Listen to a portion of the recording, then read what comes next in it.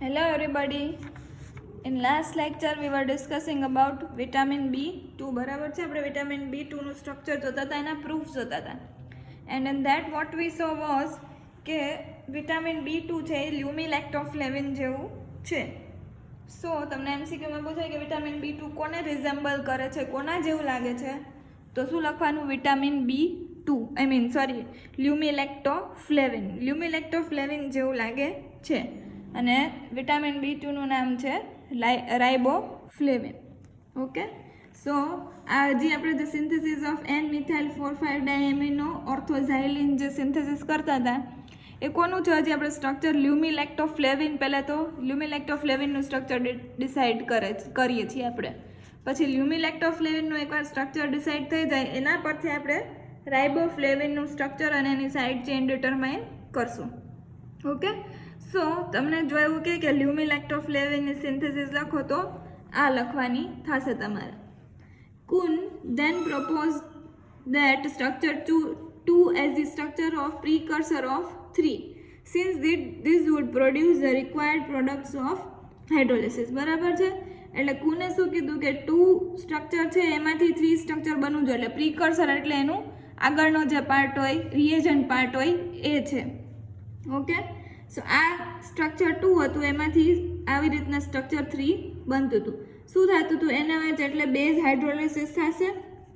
Okay, સો base hydrolysis કરીએ, આ side આપણે શું આપશું? OH આપી દઈએ, અને આ સાઈડ આપી દઈએ, અહીંયા બ્રેક કરી અહીંયા H2 આપી દઈએ, અહીંયા O આપી દઈએ, આ સાઈડથી બ્રેક કરીને અહીંયા H આપી દઈએ, અહીંયા OH આપી દઈએ. એટલે આપણને શું મળશે? ગ્લાયોક્ઝેલિક એસિડ મળશે અને સ્ટ્રક્ચર 3 મળશે. Now 2 could therefore have been proposed from beta keto carboxylic acid 1. હવે 3 બની ગયું. પહેલાં આપણે 4 બનાવ્યું હતું, આ ટોટલી 3 હતું. 3ને આપણે કેવી રીતના બનાવ્યું? 2 માંથી બનાવ્યું. હવે શું કરશું? આપણે 2 ને 1 માંથી બનાવશું, અને 1 શું છે? બીટા કીટો કાર્બોક્સિલિક એસિડ, એટલે રિવર્સ પ્રોસેસ જાય છે. Okay, so 2 could therefore have been produced from beta keto carboxylic acid 1. હવે બીટા કીટો કાર્બોક્સિલિક એસિડ આવું છે. શું કર્યું? ખાલી હીટ આપી દીધી, તો અહીંયાથી આ જે COOH છે, CO2H કે COOH એ નીકળી જશે. ઓકે, અને બાકીનું સ્ટ્રક્ચર એમ જ રહેશે. Since 1 and a molecule of urea are obtained from lumilactoflavin, the later could be 6,7,9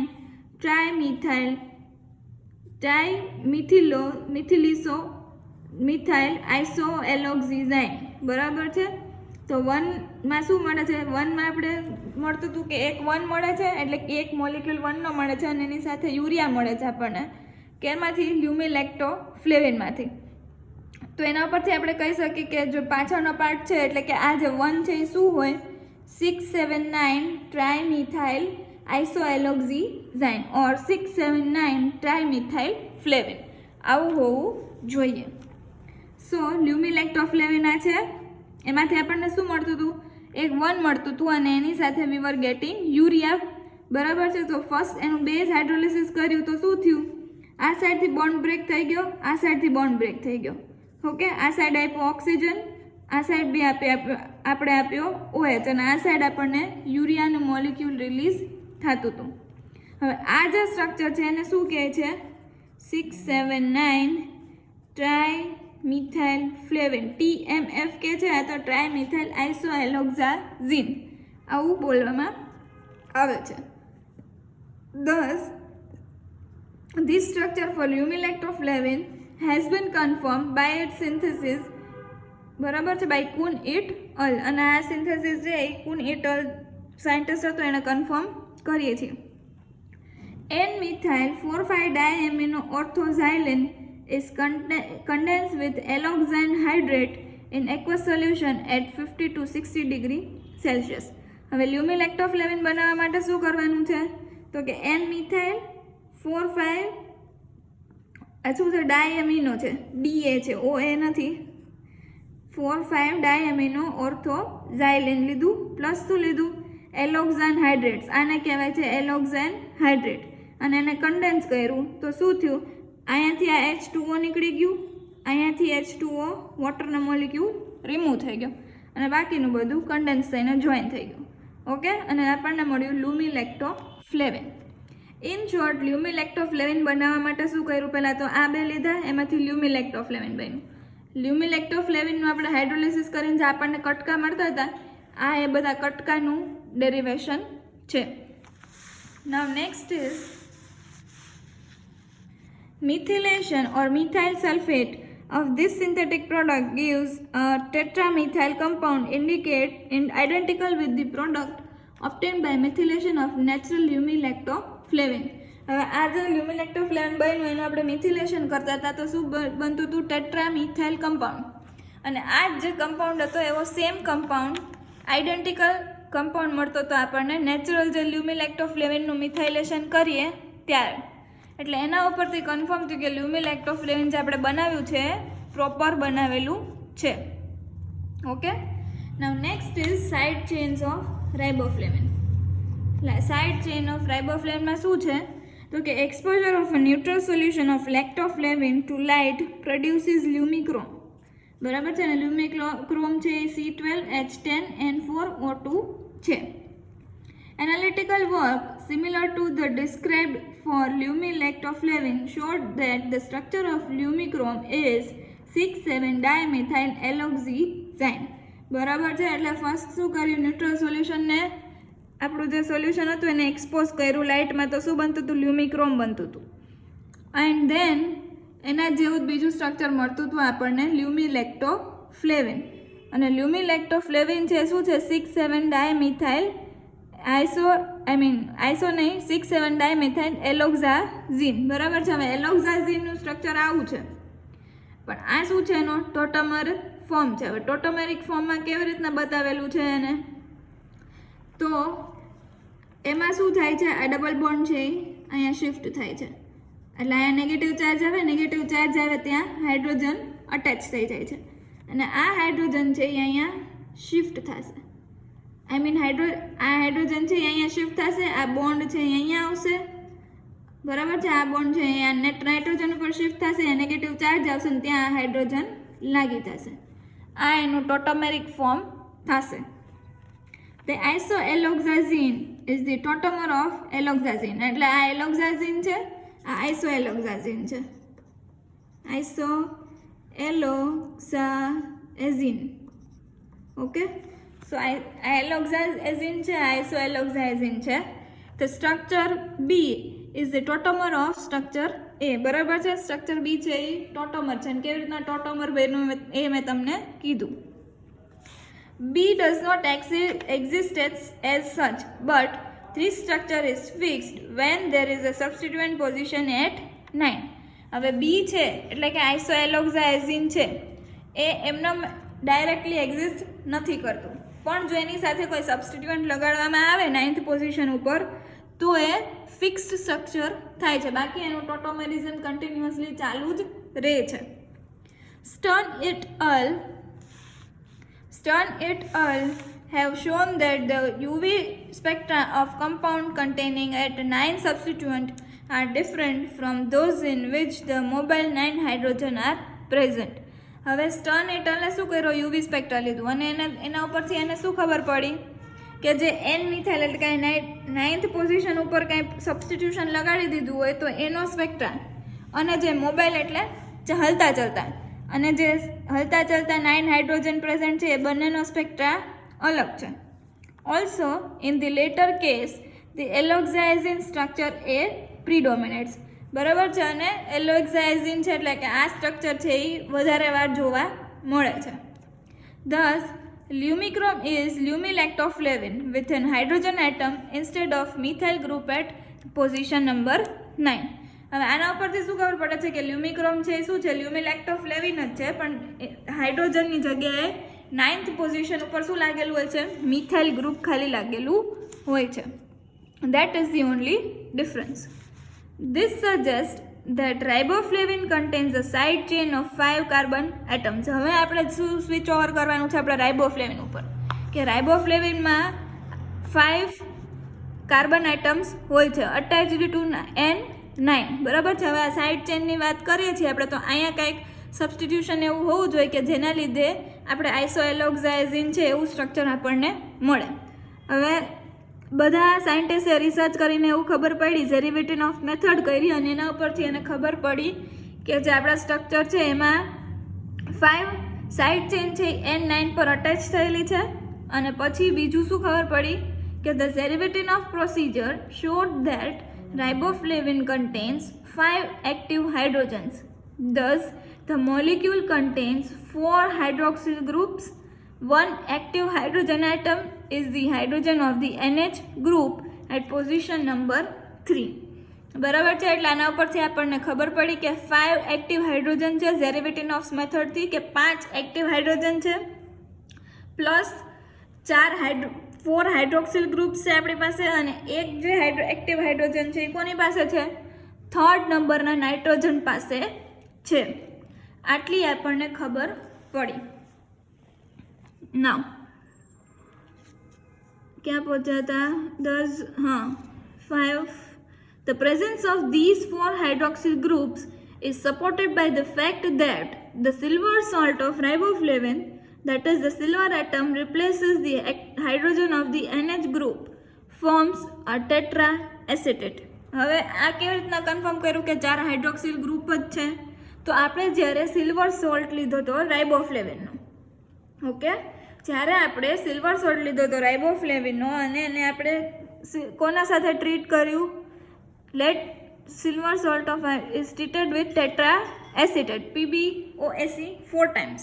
ટેટ્રાએસિટેટ સાથે આપણે એને જ્યારે ટ્રીટમેન્ટ કરી તો શું આવતું હતું? આ જે OH ગ્રુપ છે 4 આવા, એની બદલે અહીંયા શું થઈ જતું હતું?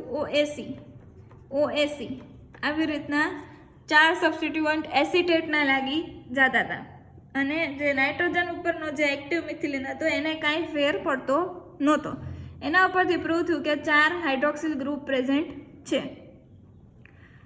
Thus the side chain is a tetrahydroxy derivative. અને આની ઉપરથી ખબર પડી કે જે સાઇડ ચેન છે એ 4 હાઇડ્રોક્સિલ ગ્રુપ વાળી ડેરિવેટિવ છે.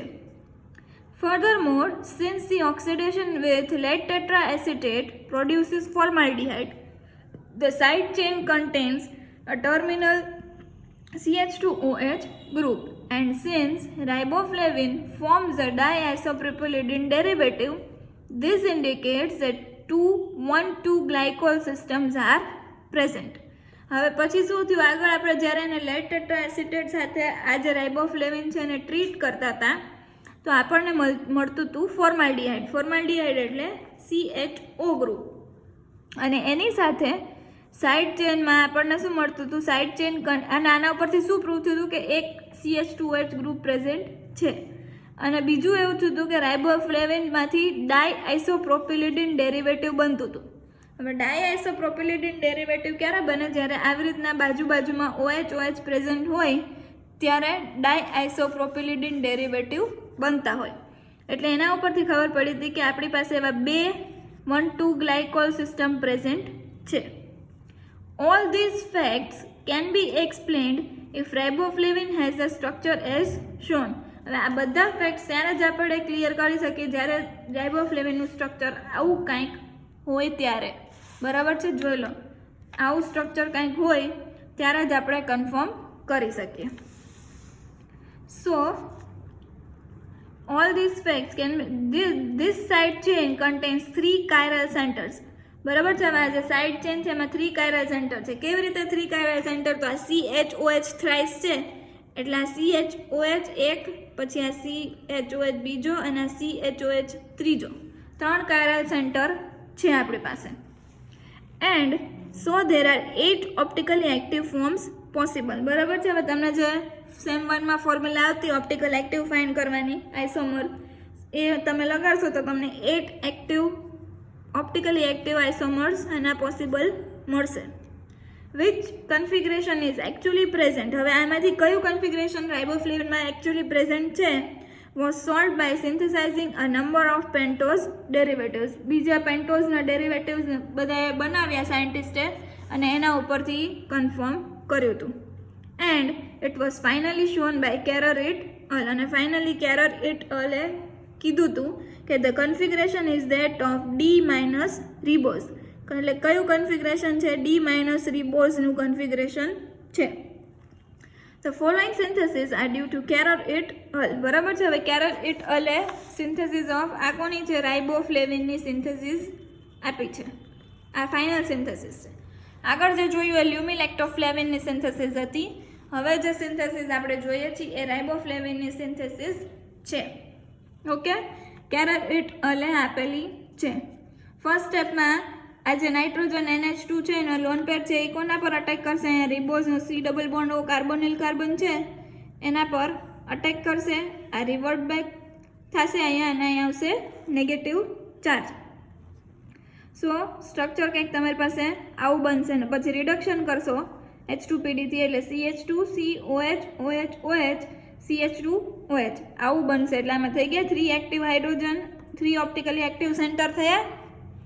ઓકે, નેક્સ્ટ સ્ટેપમાં N2Cl આવો એક ડાયઝોનિયમ સોલ્ટ લેવાનો છે અને એને અહીંયા અટેચમેન્ટ થશે. બરાબર છે. N2Cl રિમૂવ થઈ જશે અને અહીંયા આ જે નાઇટ્રોબેન્ઝિનવાળું ગ્રુપ છે જોઈન થઈ જશે. એટલે સ્ટ્રક્ચર મળશે તમને કંઈક આવું, N ડબલ બોન્ડ N અને આ પેરાનાઇટ્રો ગ્રુપ. નેક્સ્ટ સ્ટેપમાં H2Ni એટલે કે રિડક્શન થશે. ઓકે, અને હાઈ પ્રેશર આપશો એટલે શું થશે, અહીંયાથી આ બોન્ડ લિંક બ્રેક થઈ જશે, અહીંયા NH2 આવી જશે, અહીંયા પણ NH2 આવી જશે, રિડક્શન થઈ જશે. હવે પાછું નેક્સ્ટ સ્ટેપમાં શું લેવાનું છે, આ એલોક્ઝાઇન છે. એલોક્ઝાઇન લ્યો અને એને શું કરશો, આની સાથે ટ્રીટ કરો. અહીંયાથી H2O બરાબર છે અને અહીંયાથી H2O, આટલું ગ્રુપ રિમૂવ કરો, વોટર મોલિક્યુલ 2 રિમૂવ કરો એટલે તમને કંઈક સ્ટ્રક્ચર મળશે આવું. અને આ છે તમારું રિબોફ્લેવિન. ઓકે, હવે નેક્સ્ટ છે સેકન્ડ સિન્થેસિસ. એ કોણે આપી છે, તિશલર એટ અલ. ઓકે, હવે તિશલર એટ અલ એણે સિન્થેસિસ આપી કેવી, પેલા સ્ટાર્ટિંગ મટીરિયલમાં આવું કંઈક લીધું છે. આ 2 છે, એનો નાઇટ્રોજનનો લોન પેર છે એ અહીંયા અટેક કરશે, C double bond O C2H5. Okay, આવી રીતના હશે. હવે અહીંયા કાર્બન લોન પેર છે, નાઇટ્રોજનનો એના પર અટેક કરશે, રિવર્ટ બેક થશે અને ક્લોરિન મોલિક્યુલને લીવ કરશે. એટલે આપણને આવું કંઈક સ્ટ્રક્ચર મળશે. નેક્સ્ટ સ્ટેપમાં HNO2 નાખો એટલે નાઇટ્રેશન થશે, આ પોઝિશન પર નાઇટ્રેશન થયેલું મળશે. H2PD નાખો નેક્સ્ટ સ્ટેપમાં એટલે તમને થશે રિડક્શન. રિડક્શન થશે એટલે નાઇટ્રો ગ્રુપનું શું થઈ જશે, NH2 ગ્રુપ. હવે નાખશું આપણે ડી રિબોઝ. ડી રિબોઝનું સ્ટ્રક્ચર આવું છે. દેટ મીન્સ અહીંયા C ડબલ બોન્ડ O અને અહીંયા H છે અને બાકી પછી આટલું ગ્રુપ છે. હવે આ જે છે લોન પર આના પર અટેક કરશે જેમ પહેલાંમાં કર્યું એમ જ, અને આવી રીતના ડબલ બોન્ડવાળી રિંગ સાઇડ ચેન બનશે. નેક્સ્ટ સ્ટેપમાં પાછું આપણે શું નાખશું, H2Ni રિડક્શન થશે. ઓકે, હવે રિડક્શન થઈ જશે એટલે શું થશે, અહીંયા જે ડબલ બોન્ડ N અને C હતું એની જગ્યાએ NHCH2 એટલે કે ડબલ બોન્ડનું રિડક્શન થઈ જશે. નેક્સ્ટ સ્ટેપમાં આપણે NaOH થી હાઇડ્રોલિસિસ કરશું એટલે આ જે અમાઇડ લિંકેજ છે એ બ્રેક થઈ જશે, અહીંયા NH2 આવશે અને અહીંયા બી H લાગી જશે. ઓકે, સો અહીંયા મળશે તમને NH2. હવે પાછું નાખો એલોક્ઝાન. એલોક્ઝાન એટલે કે આ જ વાળું સેમ એલોક્ઝાન નાખો અને એમાં નાખો H3BO3 એટલે કે 2 મોલિક્યુલ્સ ઓફ વોટર, પહેલાંની જેમ જ અહીંયાથી રિમૂવ થશે અને તમને મળશે રાઇબોફ્લેવિન. ઓકે, 2 સિન્થેસિસ છે. Thus, riboflavin is 6,7-dimethyl 9D1-ribityl isoalloxazine. Okay, હવે તમને શું કીધું કે આ શું સ્ટ્રક્ચરનું રાઇબોફ્લેવિનનું નામ શું છે, 6,7-dimethyl ND1-ribityl isoalloxazine. One of all the pentoses and hexoses used, the only compound used from D-ribose shows growth and promoting properties. હવે આપણે D-ribose ને શું કામ લીધું, બિકોઝ એમાંથી જ આપણને ગ્રોથ અને પ્રોમોટિંગ પ્રોપર્ટીઝ જોવા મળતી હતી એટલે. Many other procedures for synthesizing riboflavin has now been developed. બરાબર છે, but only that of Tischler et al. Will be described. એટલે આ છે ટિશલર એટ અલે આપી છે. These workers found that the azo compound prepared by Carrer in the synthesis 1 combined directly with barbituric acid instead of alloxan in acetic acid solution. Okay, એટલે તિશ્લરે બીજી synthesis બી આપી હતી. એમાં શું કર્યું હતું કે જે ડાયાઝોનિયમ સોલ્ટ બનાવ્યા હતા એને ડાયરેક્ટલી બાર્બેચ્યુરિક એસિડ સાથે કન્ડેન્સ કરી દીધા અને એસિટિક એસિડ સોલ્યુશનમાં નાખી દીધા, એટલે તમને રિબોફ્લેવિન મળતું હતું. The yield of riboflavin was good and the product was very pure. અને આના ઉપરથી એની yield પણ સારી મળતી હતી અને પ્રોડક્ટ પણ સારી મળતી હતી. So that is all about unit number 1. Unit number 1 is completed here. Next જે આપણે સ્ટાર્ટ કરશું એ unit number 2 we will be starting. So that is all for today. Thank you and have a nice day.